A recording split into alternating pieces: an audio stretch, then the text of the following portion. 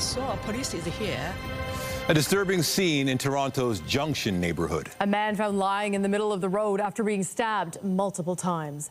Good evening. We are learning new details tonight about a violent chain of events that unfolded early this morning. We want to warn you, some of the images are disturbing. CTV News has obtained security video of the aftermath of the attack. This as the victim remains in hospital and a suspect faces charges. CTV's Janice Golding joins us live from the scene near St. Clair and Runnymede with the latest. Janice. Hi, Nathan. Yes, forensic investigators arrived on scene about an hour ago. We're standing on Hagar Avenue, which is about a block away from Runnymede. This is where a violent stabbing took place overnight. It's 3:17 a.m. Surveillance video shows a man emerge from Hagar Avenue before turning east onto St. Clair. He then heads south, making his way across the road.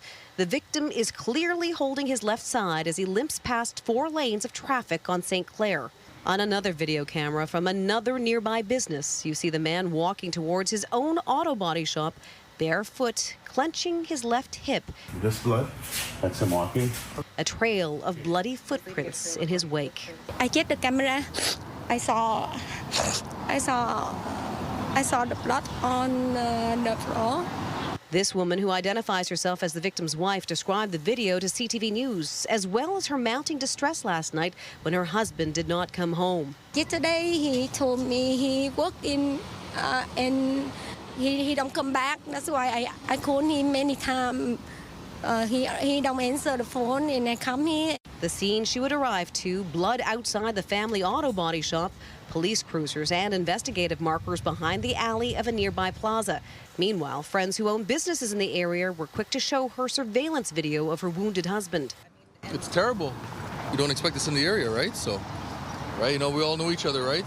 A few minutes after the victim disappears into his business, he reemerges, collapsing in the middle of a crosswalk before emergency responders arrive on scene and begin life-saving measures. Initially, it was thought that the male was involved in a collision with a vehicle. However, when officers arrived, they quickly determined that this male, a 55-year-old male, was a victim of a stabbing. He had multiple stab wounds. Paramedics would rush the man to hospital in life-threatening condition as area residents tried to figure out what was going on. Just saw the lights from the police, and obviously I got a little scared. I saw police is here. After I heard some people say some people use live. The whole street was blocked for over 5 hours. And did you wonder what was going on? Oh, yeah, I did. And I actually went up to them and they didn't tell me, they didn't give me any update. At this point, the victim's family says they can't understand how or why this would happen. I don't know. Yeah, I don't know. Police, in the meantime, are trying to reassure the public, saying they arrested a man in his mid-40s overnight, so there is no threat to public safety. The investigation continues. I could put my hand up. The victim remains in critical condition in hospital. Now, Toronto police tell us they are trying to determine what kind of a relationship, if any, the victim had to the suspect. Reporting live from Janice Golding. Now back to Natalie. Okay, thank you, Janice. And Toronto police are also investigating a stabbing that happened overnight near Dundas and Palmerston. Paramedics were called to the area around 3:30 a.m. They took one person to hospital with serious but non-life-threatening injuries. So far, officers have not released any additional information about the victim or possible suspects. In Hamilton, police have identified the victim of a fatal shooting in Dundas yesterday. Police were called to the Governor's Road and Ogilvie Street area shortly after 5 p.m. for reports of a shooting. When they arrived, they found 25-year-old Zachary Schumann suffering from a gunshot wound. He was eventually pronounced dead at the scene. Police say he was involved in an interaction with the driver of a blue Ford Edge at a nearby Metro location before the shooting. We also believe that there was a female witness who was in the area when the shooting occurred. She's described as having shoulder-length brown hair and wearing either orange or red shorts.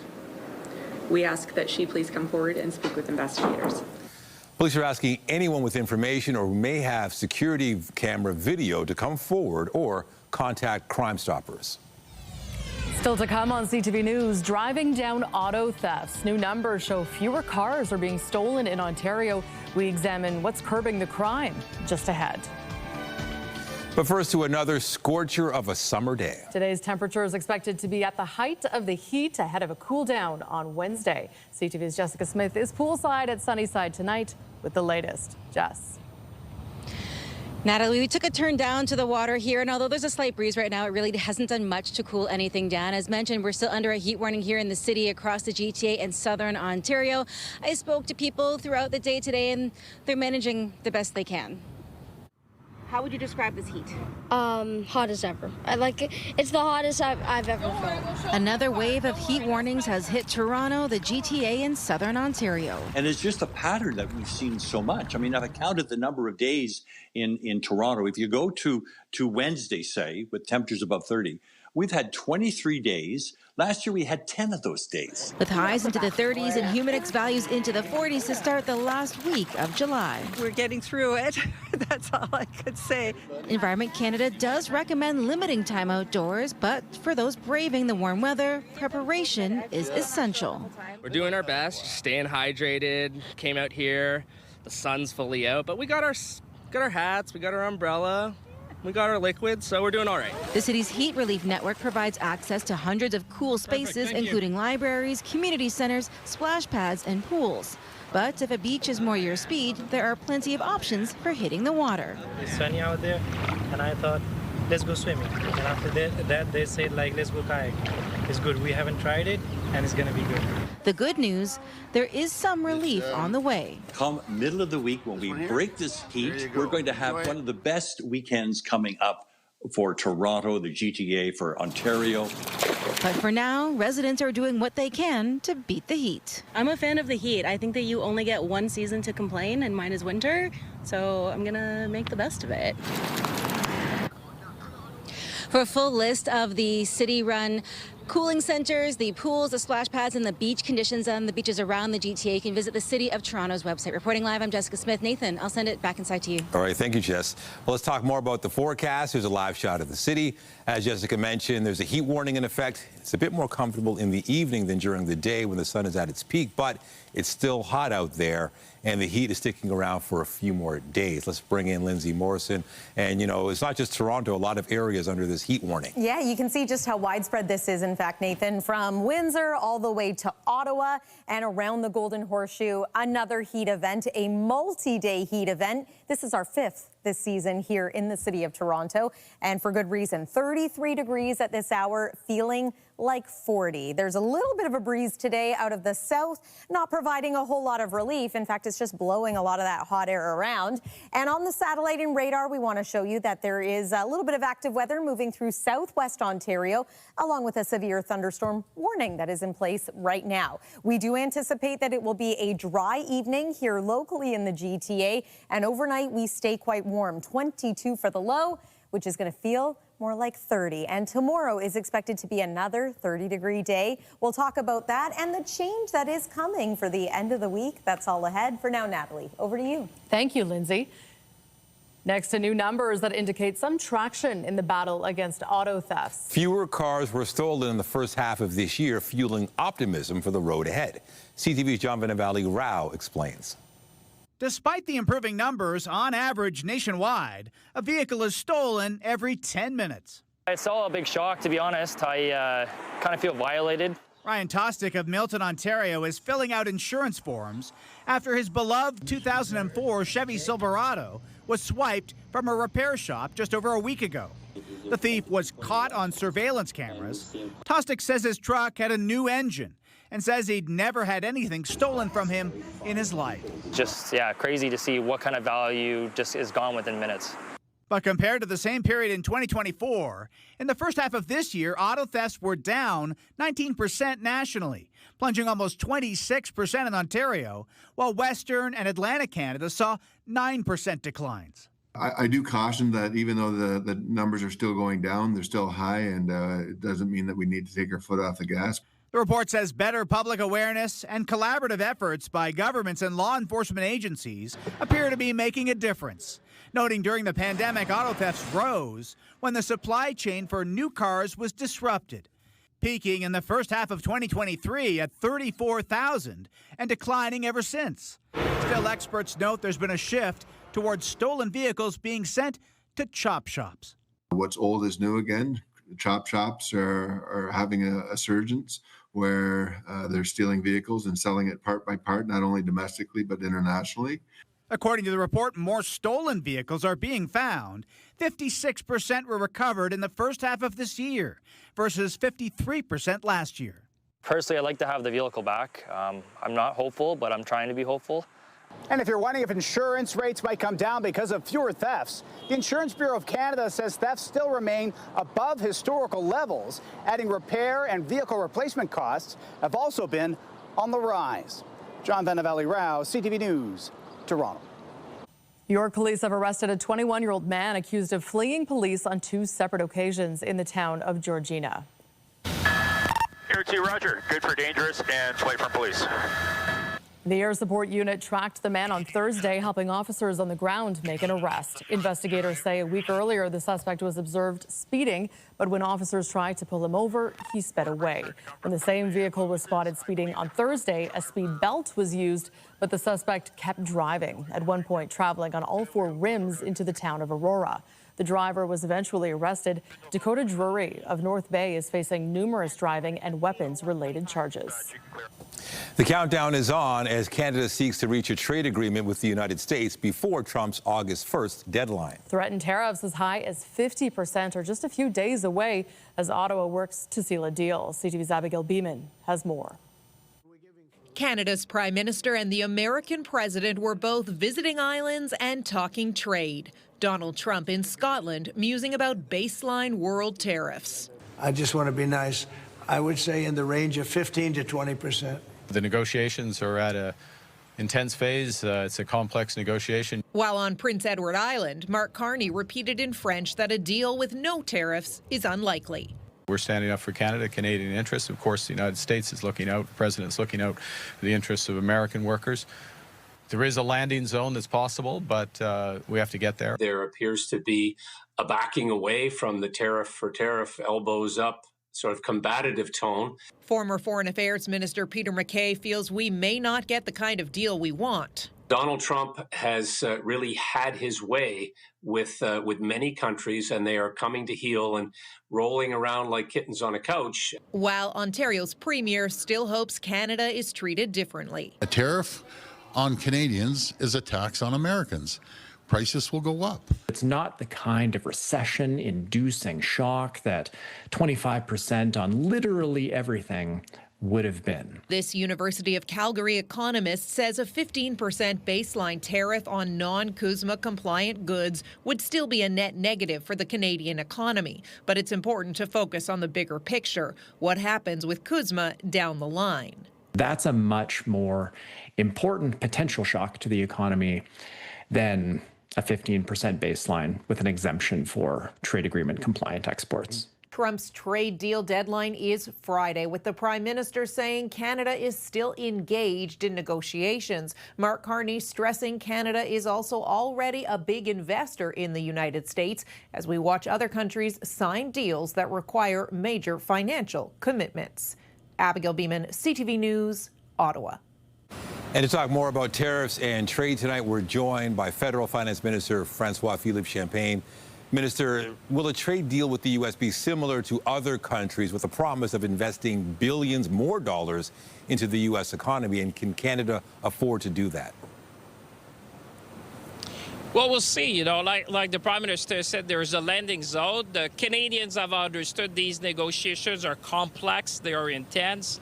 I would say it's, you know, we're in a new world. It seems that now the new norm is that you have U.S. tariffs on pretty much every jurisdictions. Even countries where the United States has a surplus have seen tariffs imposed by the administration. So our job is to reach the best possible deal with the American for our industry, for our workers. I mean, Canadians know that. You know, we're going to be at the table to negotiate. We're going to protect our industry and our workers. We've done that since the beginning. But the most important, we're going to build this country like never before. This is incumbent upon us. You know, we can give ourselves far more than anyone can take away from us. So for me, this is about building this new Canada.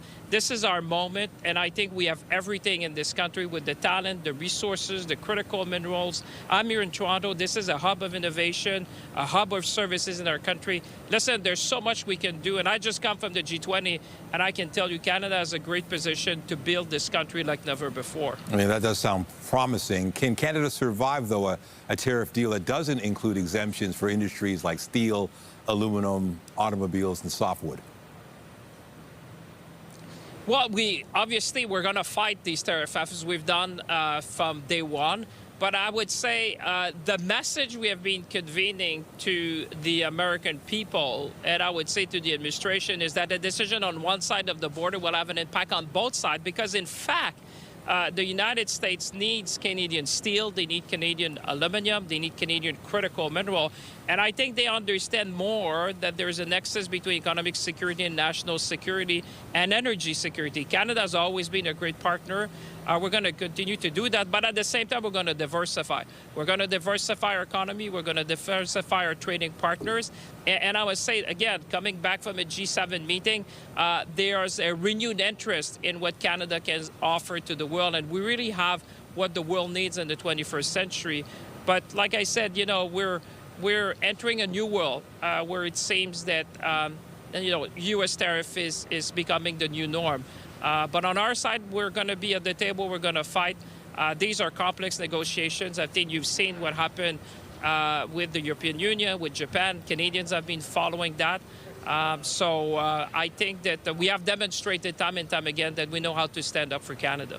You know, on our side, ministers have been asked to look for efficiencies. Could this lead to public service layoffs? Well, efficiencies for sure and savings. You know, Canadians have been, in many ways, many families have been tightening their belt over the last few years, and I think it's only fair that the government does its part. You know, what I've asked to colleagues is to find efficiencies, to find savings. How can we bring better services to Canadians? How can we make sure we adopt technology? How can we make sure that we remove some regulation to make sure that collectively we can better deliver for Canadians? For me, this is about almost like reinventing government fit for the 21st century. And I would say I'm encouraged by the response from the colleagues, and Canadians understand that. Canadians have gone through that. And I would say pretty much every organization can find 7% of efficiencies. That's what we've been asking them in the first year, to look at savings, to look at how we can better serve Canadians. And I think this is kind of a generational opportunity to show to Canadians that together, yes, we're facing some headwind, but you know what? We're going to do the homework at home. We're going to build this country.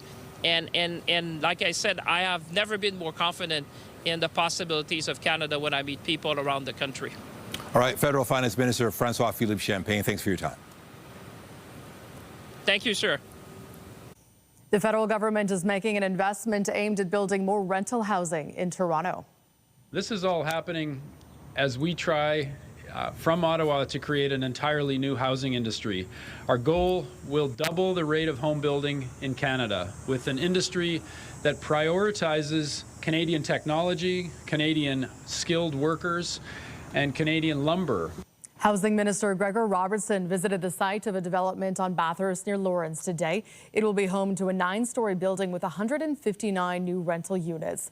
Ottawa is providing $81.5 million to support the project through the Apartment Construction Loan Program, which encourages companies to build rental housing. The investment comes as the federal government looks to accelerate the speed and scale of home construction through its national housing strategy. Construction of the development on Bathurst is expected to be complete by the fall of 2027. Starting Friday, tolls for the Confederation Bridge and the Atlantic Ferry crossing that connects PEI to Nova Scotia will drop significantly. Canada's new government is reducing the toll for all vehicles on the Confederation Bridge by more than half, from $25 to $20. Fares for the only road connection between PEI and the rest of the country will drop from $50 to $20 for passenger vehicles. Businesses that transport goods over the bridge will also see a reduction in fares. The Prime Minister says the move will save businesses millions and make travel easier. Today's announcement also cuts fares on marine Atlantic ferry crossings and for travelers and businesses that transport important goods throughout Atlantic Canada. More Liberal MPs are calling on Canada to officially recognize Palestinian statehood after French President Emmanuel Macron announced his country's plans to do so later this fall. It comes as the White House is taking a stronger stance on humanitarian conditions in Gaza, pushing back against Israel's assertion that starvation is not occurring. CTV's Colton Prale has the latest. Canada's Foreign Affairs Minister says the idea of peace in the Middle East feels more distant and that a pathway to peace requires Palestinian statehood. But Canada doesn't appear to be any closer to recognizing it. Je vous remercie. At a special United Nations meeting focused on a two-state solution in the Middle East, Anita Anand reinforced the country's long-standing position. Canada believes a two-state solution remains the only viable path to lasting peace for both Palestinians and Israelis.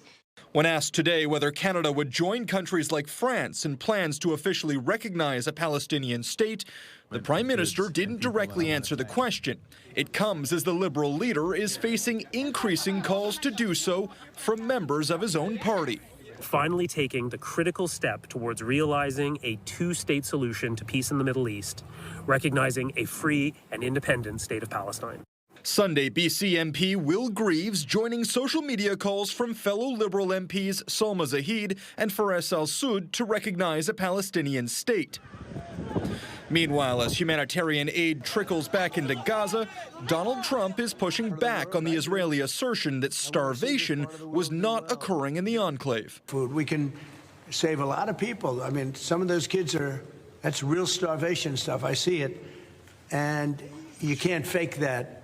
The Prime Minister says Canada has trucks of aid at the Jordanian border, pre-positioned to enter Gaza, but that had been prevented from doing so. He added that he'll take steps to advance a two-state solution, but one that doesn't include any element of Hamas and Palestinian leadership. Colton Prale, CTV News, Ottawa. To the war in Ukraine, President Trump says he's disappointed with Russian President Vladimir Putin and is now moving up a deadline for Russia in Ukraine. I'm going to make a new deadline of about 10 or 12 days from today. There's no reason in waiting. There's no reason in waiting. It's 50 days. I want to be generous, but we just don't see any progress being made. Trump had set a 50-day deadline earlier this month, but he's repeatedly expressed frustration with Putin for continuing his attacks on Ukraine. Trump is now threatening to impose further sanctions if no deal is reached with Russia.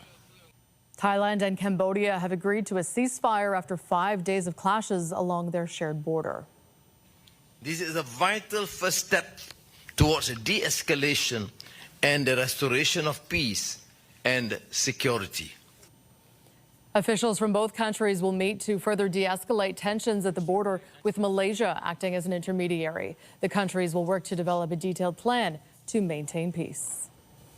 Back here at home, this year marks the 45th anniversary of the Terry Fox Marathon of Hope. As part of the year-long celebration, a new children's book is being released, sharing Terry Fox's story with the next generation. A is for adventure.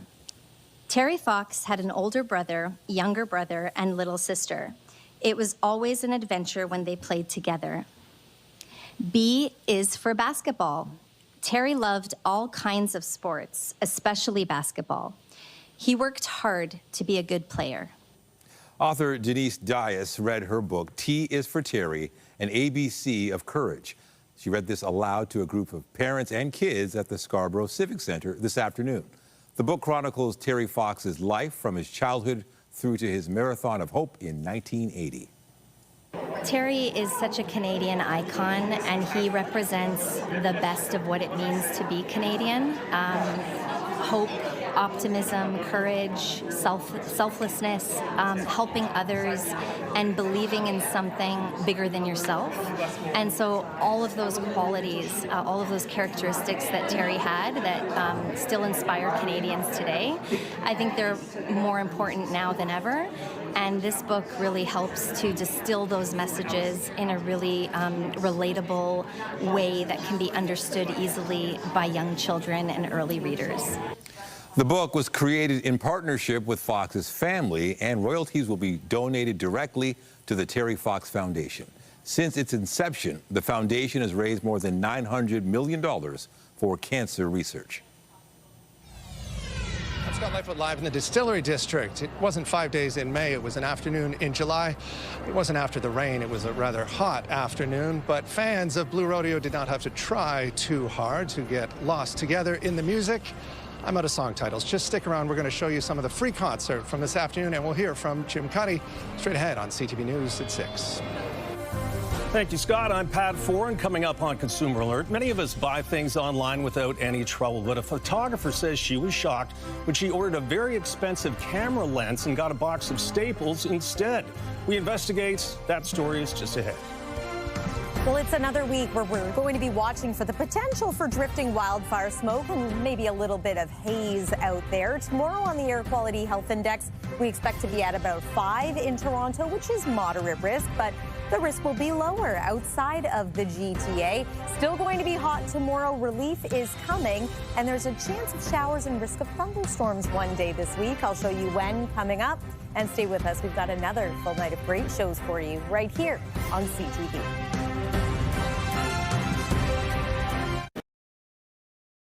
Well, many online shoppers fill their virtual cards, check out with the click of a button, and receive their goods at their door without any issue. But if you do buy something that's been tampered with, it can be difficult to try and get your money back. Here's Pat Foran and Consumer Alert. Pat. Thanks, Nathan and Natalie. A woman who enjoys photography wanted to buy a special camera lens and found one online. It was an open box sale, but when the shipment arrived, instead of the camera lens, there was a box of staples inside. I was completely shocked. I didn't know what to do. Victoria Schell of Maple says her hobby is photography, and she recently wanted to upgrade to a more advanced camera lens. She found one online at Canon Canada's website. The lens was part of a damaged box sale and was selling for just over $2,500.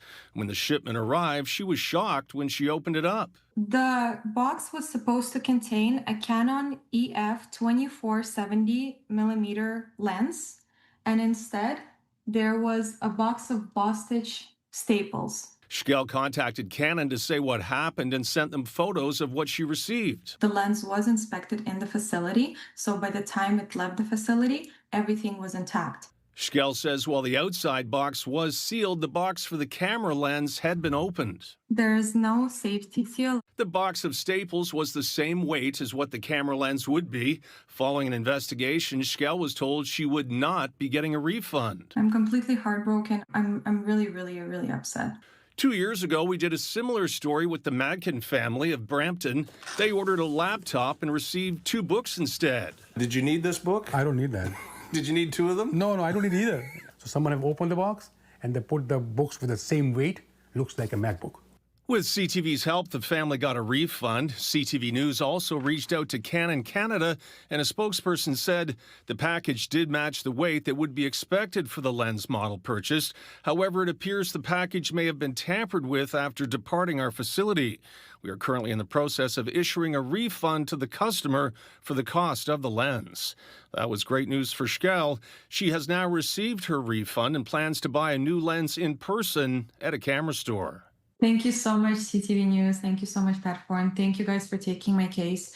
I truly appreciate it. You guys are amazing. And online shopping is easy to do, but if you're buying expensive items like TVs, watches, or camera lenses, you may want to buy them in person. That way you can inspect the product and make sure you know exactly what you're getting. On your side, I'm Pat Foran. If you have a consumer story idea, email us at alert@ctv.ca. Well, we've been talking so much about the heat warning, and we've got a beautiful run of sun heading into the weekend, but what comes with that is a very dry spell. Now, you almost forget anybody who's got a lawn kind of prays for rain, at least at night, because you don't want the lawns to get all dry. You need the water. Yeah, so I think the long weekend forecast, we're already talking about it. I know it's Monday, but it's going to be great for your outdoor plans. Not so good for your lawn, your garden. We're in for a bit of a dry stretch here. And even though technically we have had our monthly amount of rainfall for the month of July, it happened very quickly and all at once. So we haven't had multiple days of a slow rain, which can be really nice for lawns and gardens.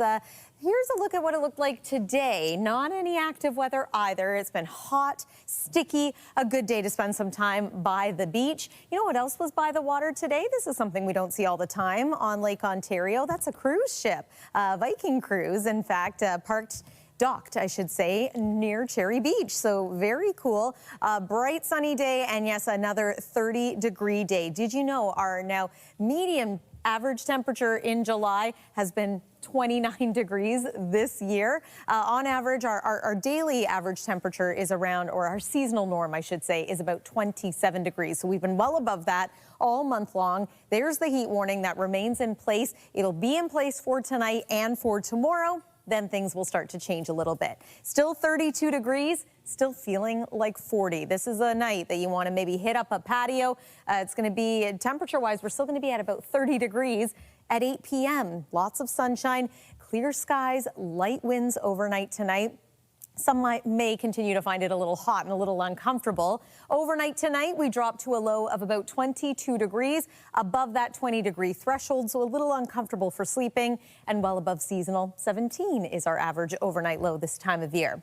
And then tomorrow, a bit of a repeat, not quite as hot and humid as it was today, but 32 degrees is going to feel like 38. And for the most part, we are anticipating a mix of sun and cloud. We do, however, have a slight chance of a quick passing shower or even a thunder shower over the next day or so here. But tomorrow it's looking like just a chance of showers. And then this is just a little clue as to what's coming later this week. Some relief from the heat, cooler temperatures and low humidity by the time we reach Thursday and Friday.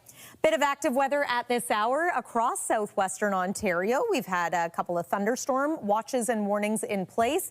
Let me show you our next best chance of maybe experiencing some active weather. It's not a sure thing. Here's about 4:30, 5 o'clock tomorrow afternoon.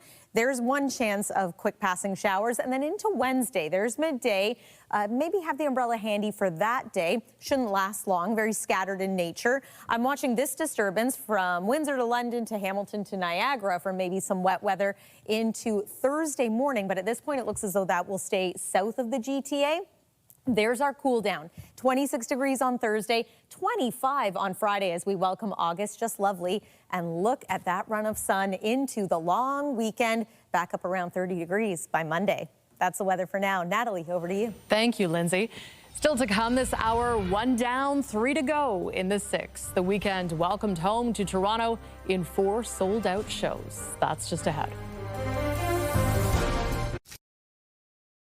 Members of an iconic Canadian band took the stage in an iconic Toronto neighborhood today. Blue Rodeo is celebrating their 40th anniversary and this afternoon performed a free concert in the Distillery District.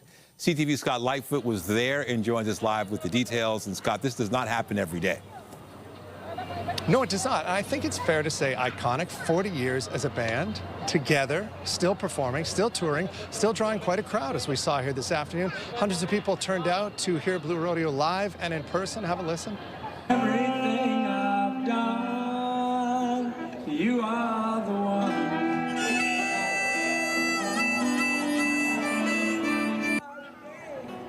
Of course, the band was formed right here in Toronto back in 1984. They are 12-time Juno Award-winning musicians, members of the Canadian Music Hall of Fame.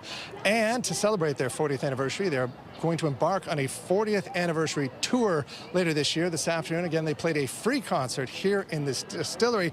They're also helping to launch a new beer, a lager, that they have teamed up with Mill Street Brewery to make. We spoke with lead singer Jim Cuddy after the concert, just about what it takes to go for 40 years. The reason that Blue Rodeo has lasted so long is because of the people. It's because the people are loyal to us. I mean, we work hard to do good shows and to go where everybody lives, but it's because everybody, the audiences in Canada are loyal, so we're lucky.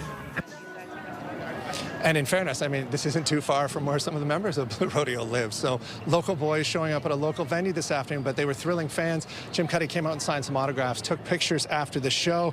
As I mentioned, there were a couple hundred people who showed up here today. The band played some of their biggest hits, played about half a dozen songs over a half an hour this afternoon. You know, speaking with the fans, it was not hard to find fans who have been with this band since the very beginning, all 40 years. I just relate with the lyrics. Maybe they were my Taylor Swift, and I just love the sound, the togetherness. They're a unit, and they're really amazing. I love them. It's great cottage music. It's, I mean, they're amazing humanitarians as well. They're good people, and they're fun and accessible, and they play good music. And if you want to hear that good music and you weren't here this afternoon, you can catch them at Budweiser Stage, is what I'm trying to say, on August the 23rd. Then they start that Cross Canada 40th anniversary tour in October. 22 cities, 8 provinces. They will be back here in Toronto in January, playing a few shows at Massey Hall. Putting live in the distillery, I'm Scott Lightfoot. Nathan and Natalie, back to you. I'm sure it'll be good. Thank you, Scott. Well, The Weeknd will be back on stage at the Rogers Centre tonight for the second of 4 shows in Toronto.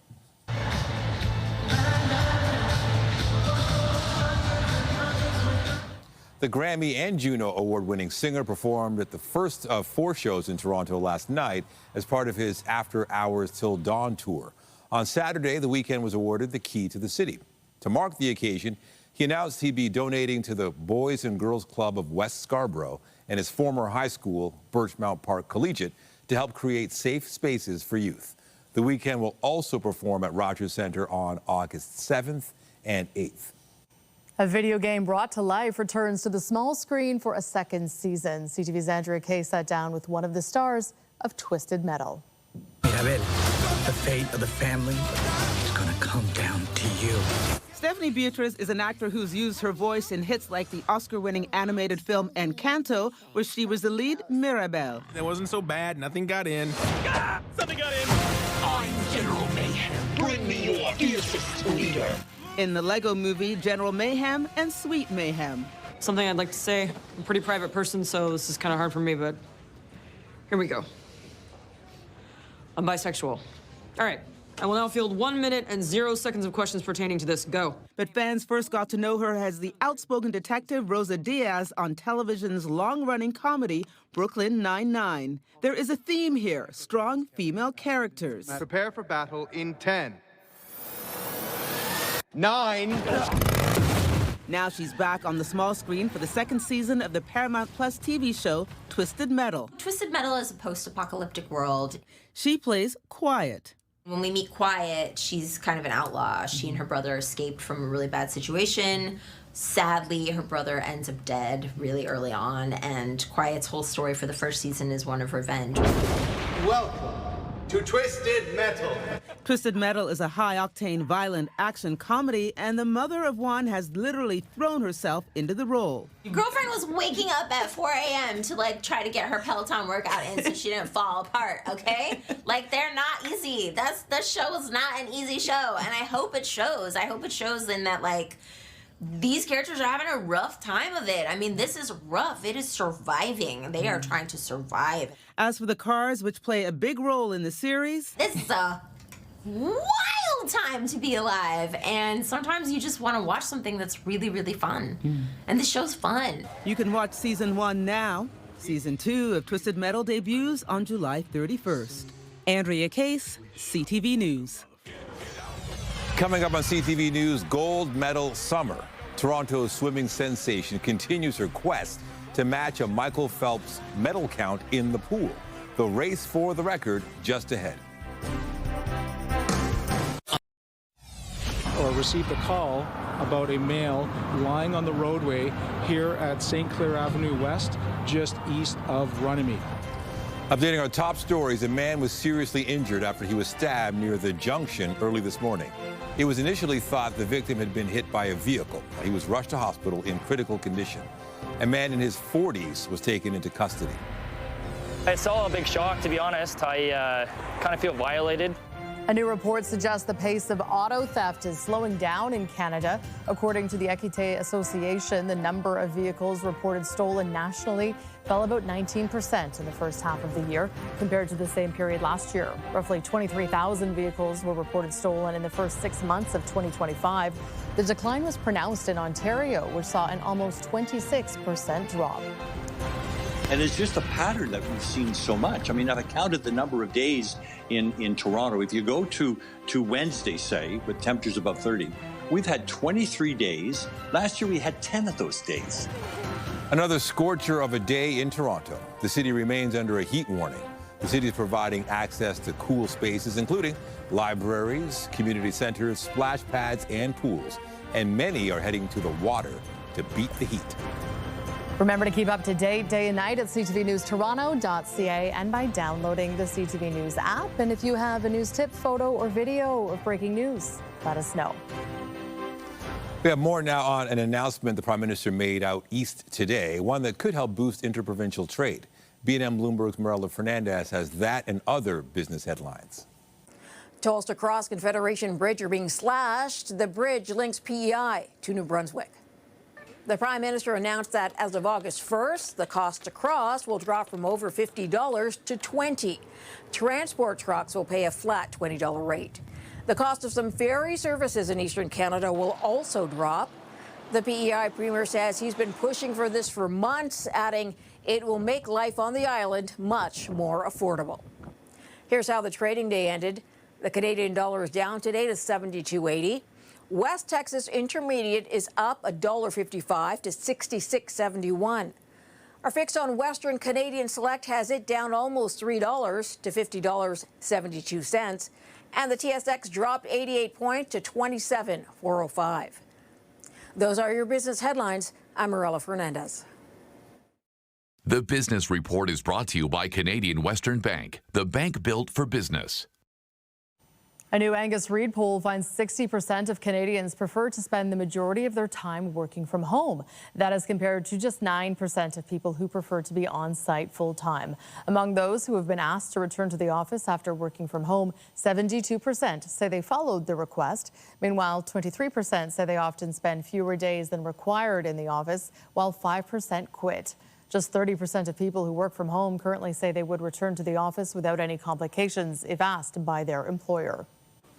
Federal Industry Minister Melanie Joly was in Sault Ste. Marie to visit workers at the Algoma steel mill. The U.S. has already imposed a 50% tariff on Canadian steel and aluminum. Earlier this month, Prime Minister Mark Carney announced new measures to bolster Canada's steel industry by restricting and reducing foreign steel imports. Government is here for the workers. We know that what is going on in the steel industry is extremely difficult, but we will get through it. And we will make sure that Algoma's future is bright. Algoma is currently seeking $500 million in support because of the uncertainty of U.S. tariffs that could kick in August 1st if a trade deal isn't reached by then.